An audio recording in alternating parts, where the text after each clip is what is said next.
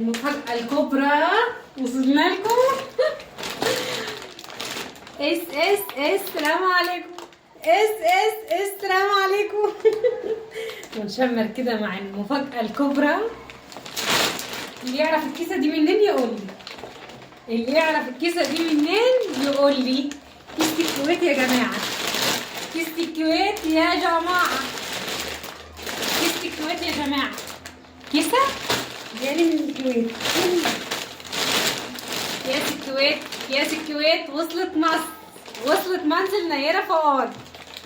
تعالوا بقى الفيديو كامل بشنطة الهدايا بكل حاجة نزل على اليوتيوب اسم نيرة فؤاد. نشوف بقى ايه معاكم. نجرب حاجة الكويت. نجرب حاجة الكويت.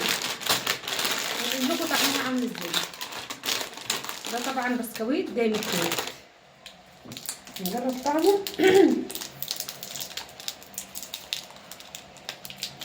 نقول لكم طعمه عامل ازاي. اول شيء ما تنسوش تحطوا اللايك والاشتراك وتفعيل الجرس عشان ينزل لكم كل ايه جديد. استنى. طبعا بالترنج القمر ده اللي جاي من الكويت.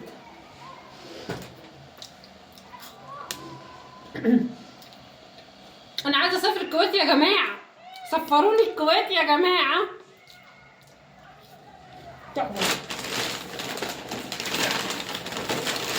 معانا البسكوت القمر ده. انا جربته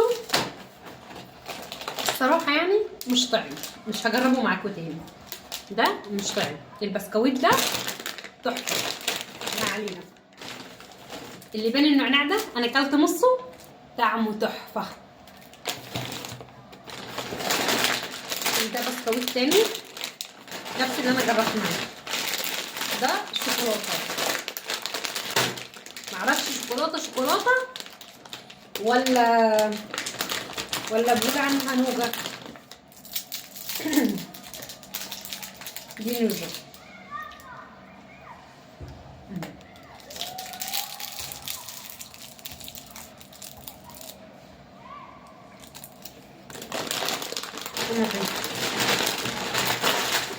مع المفاجأة الكبرى.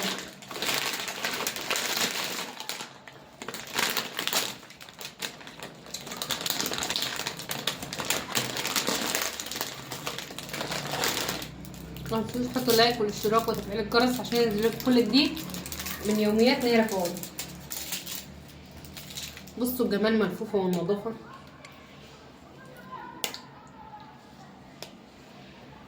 يا ام ادم يا دنيا يا ام ادم. يا ام ادم هتيجي امتى؟ تعالي يا ام ادم يلا. انا جبت لك حاجات من الكويت. حاجات من الكويت يا جماعه. الحاجات دي كلها جايه من الكويت الصراحه. تعمل بس في ده كله احلى حاجه عجباني فيها هو البسكويت. عشان خاطر انا ماليش في السكريات قوي. بس ان انا عزيت 2 كيلو. واللبان بتاعه بقى تحفه.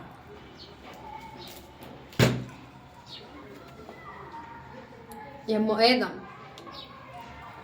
اخر الحاجات دي بكره هتيجي هتاكلي منها. مش هتيجي الله يرحمه مش هيبقالك حاجه. بصوا اللبان. بصوا الشياكه والاناقه.